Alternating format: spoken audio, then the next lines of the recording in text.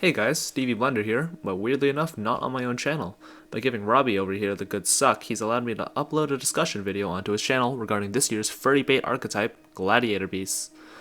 For those of you who weren't alive when this deck existed or didn't play, kinda like me, the general premise of this deck revolves around their monsters tagging out into the deck at the end of the battle phase if they battle, to special summon other Gladiator Beasts which receive effects when special summoned this way, such as special summoning from the hand or popping back row, which back then, when, Mystical Space Typhoon was considered the bane of all cards, was extremely busted.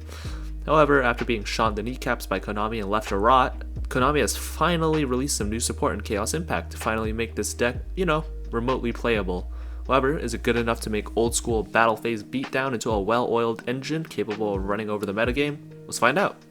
So what we're going to be doing is we're going to be looking at every single Gladiator Beast card released in Chaos Impact in order divided from monster, extra deck, spells, and traps, as well as go over their general effects and my thoughts about them.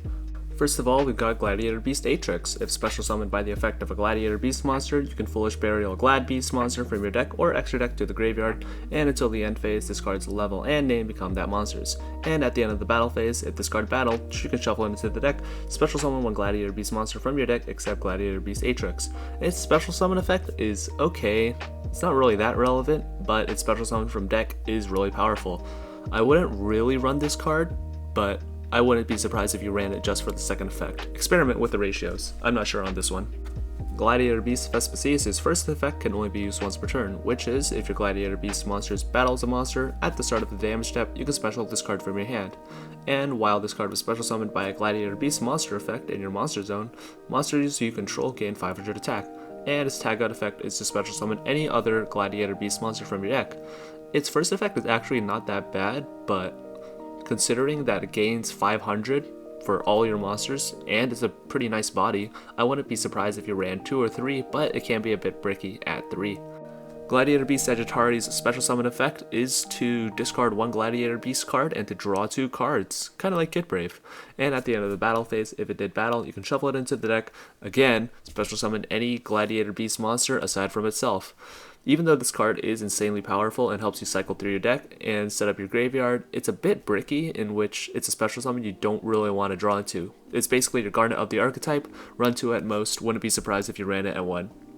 Test Panther is their new Link monster and has bottom left and straight down arrows, and its materials include 2 monsters including a Gladiator Beast monster, so it's not entirely xenophobic. You can only use each effect hard once per turn, and if it's Link summoned, you can add 1 Gladiator Beast card from your deck to your hand. Yeah, that can't go wrong in any way. You can target 1 Gladiator Beast monster you control, return it to the deck, and if you do special summon 1 Gladiator Beast with a different name, and it's treated as if it was special summoned by the effect of a Gladiator Beast monster. This card is insane. Run 2 or 3, whichever you prefer. This card helps you set up your plays. It's really easy to go into with cards such as Rescue Rabbit. It is easily the deck's main Link option to get the ball rolling. Protect this card at all costs. Run it 2 or 3.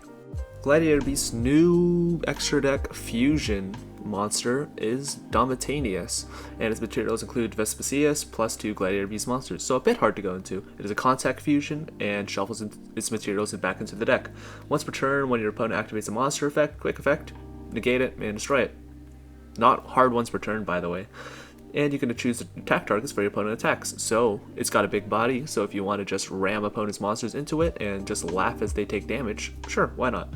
And at the end of the battle phase, if it battled, you can return it to the extra deck, special summon 1 Gladiator Beast monster from your deck. Yeah, this card is good. Run it. Run it at either 1 or 2, because the extra deck is a bit tight with this archetype because you are having a lot of fusion monsters that you do want to go into.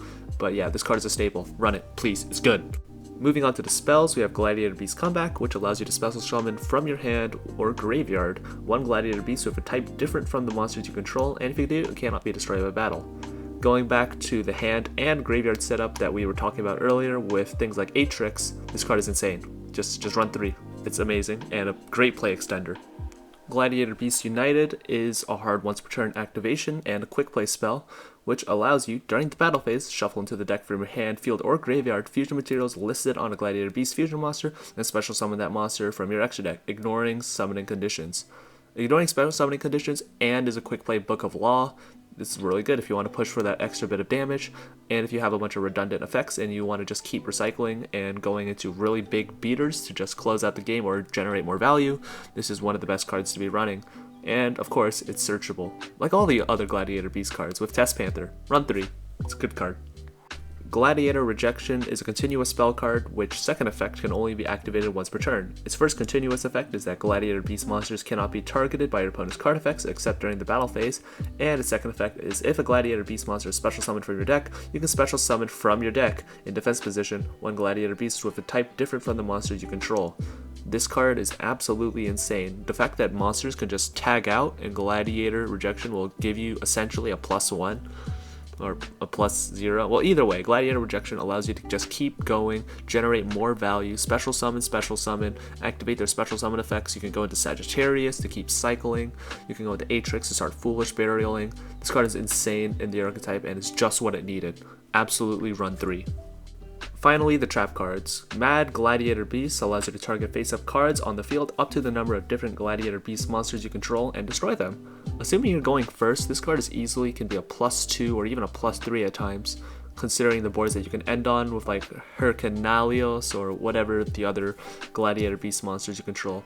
This helps turn your already powerful hands into even more powerful ones with increased interruption, being searchable as Test Panther or even Trap Trick if you're into that sort of thing. Run 3. Great card. Finally, we've got Gladiator Namuchia, a continuous trap card which says while you control a Gladiator Beast monster, monsters your opponent controls must attack if they're able to. Kinda like All Out Attack. That's a relevant card. Once per turn, you can shuffle one Gladiator Beast monster from your hand or graveyard into the deck, then target one Gladiator Beast monster you control until the end of the turn. That monster gains attack equal to its original defense, and if this card is popped, but when it's in the spell and trap zone, you can activate this effect. For the rest of the turn, Gladiator Beast monsters you control cannot be destroyed by battle. None of these effects are really that relevant, while the all-out attack is sort of relevant, in which you do want your Gladiator Beast monsters to battle because, you know, tag out effects. Its second effect is really underwhelming and just a general attack point boost just to shuffle stuff back from the hand or the graveyard, which they really shouldn't be at this point in the game. Even though it might be slightly like value oriented, isn't really that powerful. And its Waking the Dragon effect is completely garbage, considering that most of your guys shouldn't be getting run over by anything less than a Chaos Max Dragon. Don't run any, please. Here we have a deck list that I just kind of stole from the internet.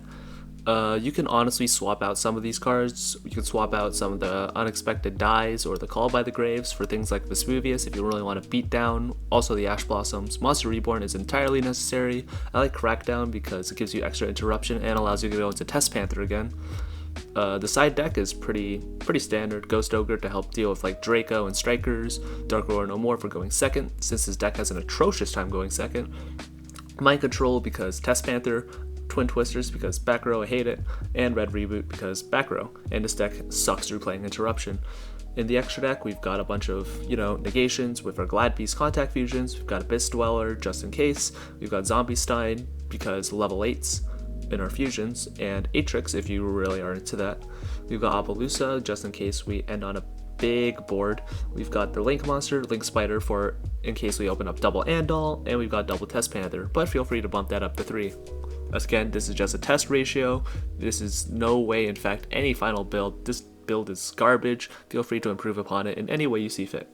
What are my thoughts on the new Gladiator Beast archetype support? Well, I think it's really good.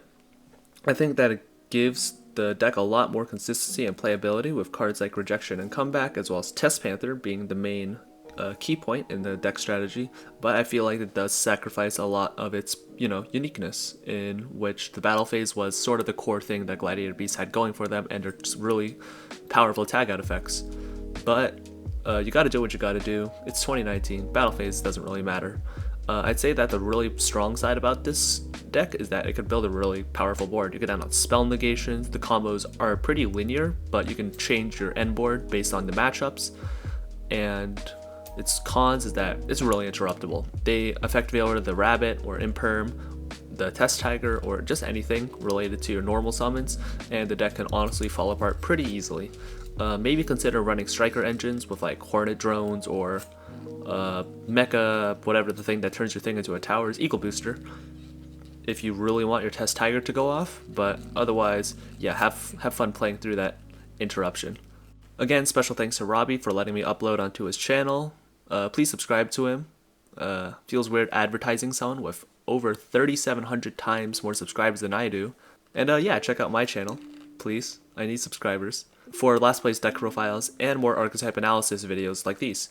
I'll catch you guys next time.